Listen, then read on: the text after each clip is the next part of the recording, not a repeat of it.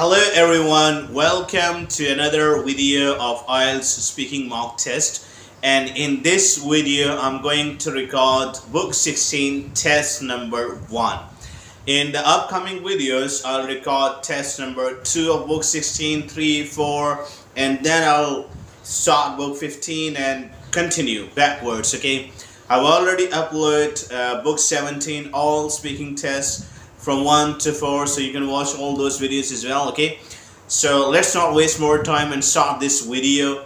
So the part 1 topic here is people you study or work with. The first question is, who do you spend most time studying or working with? Why? Well, I spend most of my time studying with my friend Monicia Christian. He is my classmate and also my research mate. We are doing research on the same topic. We share the lab and also we are roommates. He is a very good friend of mine. We have mutual understanding and we help each other in research or in studies whenever we need. Okay, and that's why I spend most of my time studying with my friend named Monicia Christian. Okay, next one.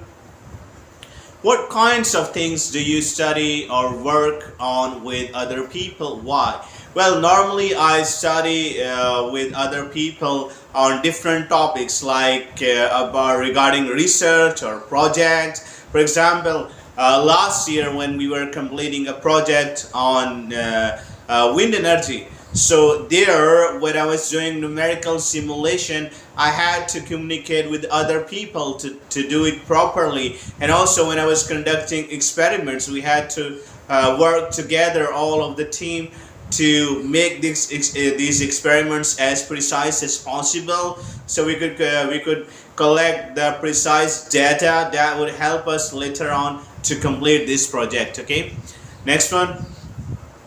Are there times when you study or work better by yourself? Why or why not?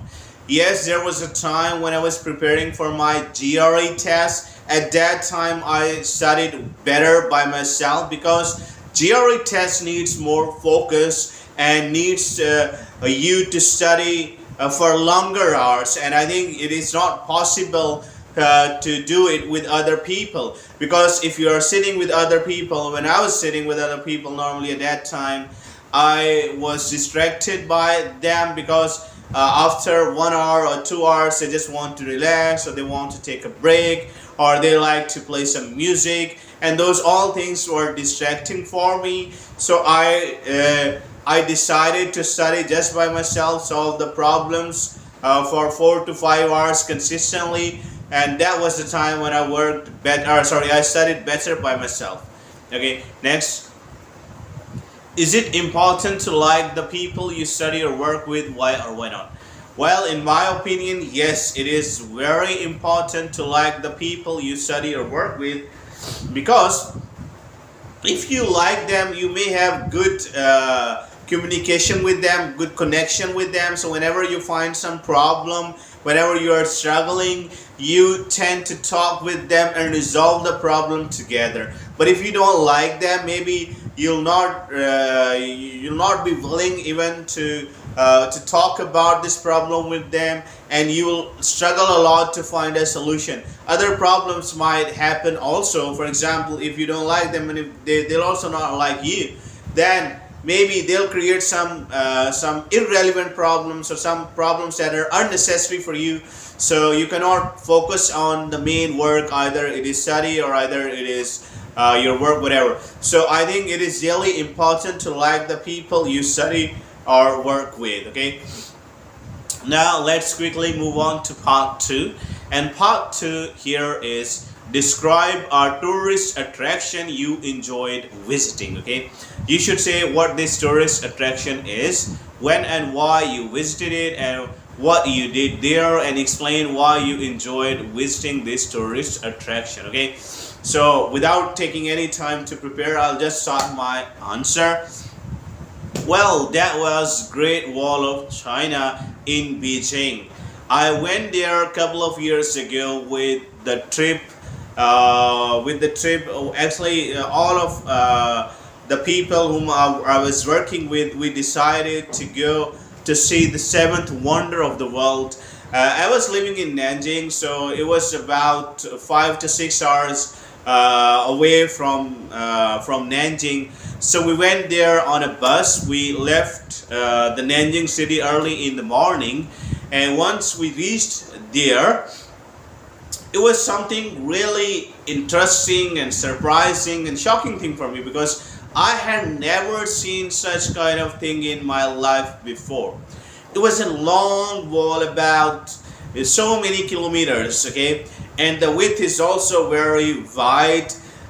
So if you want to walk on it, you need at least a couple of days to go from one end to another. And I was shocked to see how in ancient times people could build such kind of wonder. And I don't know how long it had taken to build this one.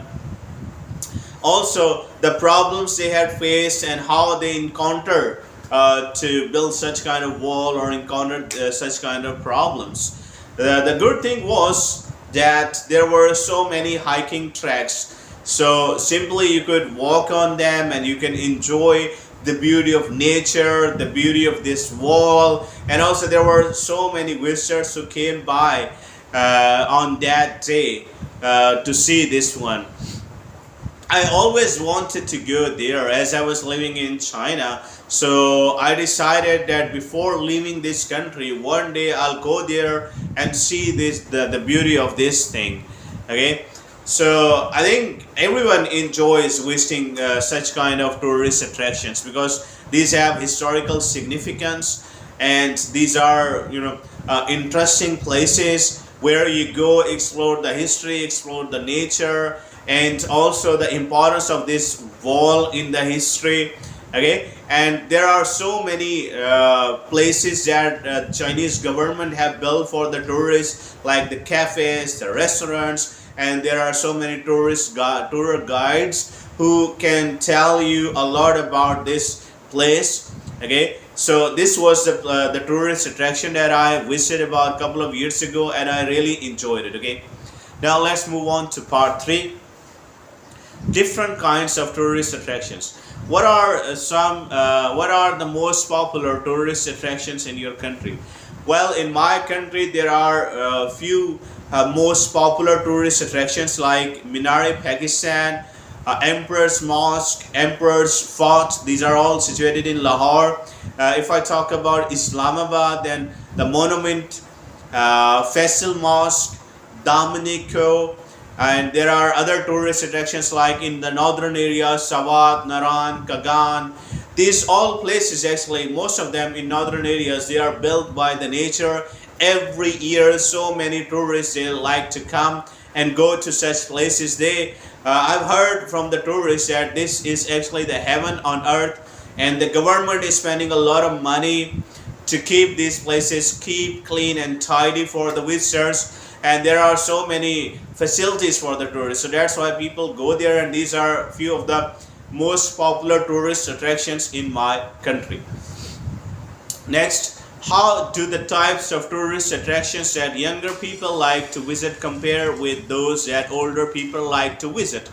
Well, in my opinion, I think the younger people, they like to go to some exciting places, to some interesting places where they could enjoy the modern life instead of some historical places. Like if I talk about the older people, they like to go to places such as Emperor's Fort in Lahore. It has its historical significance, and maybe younger people, they do not find any kind of pleasure visiting this kind of place because in this kind of place there is a museum, library, a cafe. So normally you feel its historical importance and how the Mughal emperors, they used to live and treat their people. So I think these kind of historical things, the youngsters, they might not be interested in this kind of thing. Instead, they like to go to places like Dominico, for example, in Islamabad. There they could enjoy the overall view of Islamabad, the beauty of Islamabad, and they can go to cafes, they can play music, loud music over there. They can have barbecue at such places. Okay, and they can see other people visiting the same place. I think these kind of people, these kind of tourist attractions, they like to go, youngsters, where they could make more fun, they could play music, they could enjoy the beautiful scenes instead of going to some places which has some historical significance or which are, I think, boring for them. Okay, so next one. Do you agree that some tourist attractions, for example, national museums or galleries, should be free to visit? Yes, I am. I totally agree with this statement that some tourist attractions, for example, or especially national museums or galleries, they should be free to visit for everyone. Why? Because if there is some ticket, or if the people, they need to pay some fee to get inside, they might avoid going to such places, and those places may have some really important features, some really important information or things in them that are vital for all of the people, especially for the younger generation to see and to realize the importance of these places. For example, if I talk about the National Museum in my city, it has lots of historical things, especially the old weapons, the old stuff like vehicles and other things that younger generation, once they go there, they feel like they have come back in the time, and they are living in 1947, where they could actually feel the situation of that time, how our ancestors, they were using these kind of weapon and what kind of problems they were facing. There are some pictures showing the problems that people were facing to migrate from India to Pakistan. So I think these are really vital for all of the people, especially for the younger generation, to realize, to see. But if there is some price they need to pay, they might avoid going there. They might not get aware of from all these things. So I think these things should be free for the visitors, so everyone can go there and see the important things and features, whatever there is presented inside such places. Okay. Next, part two of actually this is the second part of part three. The importance of international tourism. Okay, why is tourism important to a country? Well, there could be many reasons why tourism is important for a country. First of all, if more tourists are visiting a particular country, it increases the value of that country. Secondly, tourism industry actually gives a lot of revenue for the country. For example, if I talk about China, Egypt, Norway, Switzerland, I think there almost 30% of revenue is being generated by tourism industry. And thirdly, whenever the tourists they visit a particular country, they see the local culture, they talk with the local people, and in this way the local culture is being promoted, and it is being actually expanded to the other nations, to the other world. So I think that's why the tourism industry for any country is really important. Okay, next one. What are the benefits to individuals of visiting another country as tourists? Well, there could be many advantages for individuals who are visiting to another country. For example, they can enjoy the local language, the local culture, they can explore different places, and also they get better and they enhance their personality as well, because they would be talking with the strangers most of the time. They would be tackling the things in a way that they are never anticipated. For example, they might have to communicate in another language. They may have to manage their journeys or travelings and everything. So I think all these things actually change the person who is visiting another country, and also build his personality in a way that someone cannot even imagine. For example, when I went to China, after exploring the places, talking with different people, the people from 50 different countries I have talked with, so it actually enhanced my personality and shaped my personality in a ways that I had never anticipated. Okay, next one, the last question. How necessary is it for tourists to learn the language of the country they are visiting?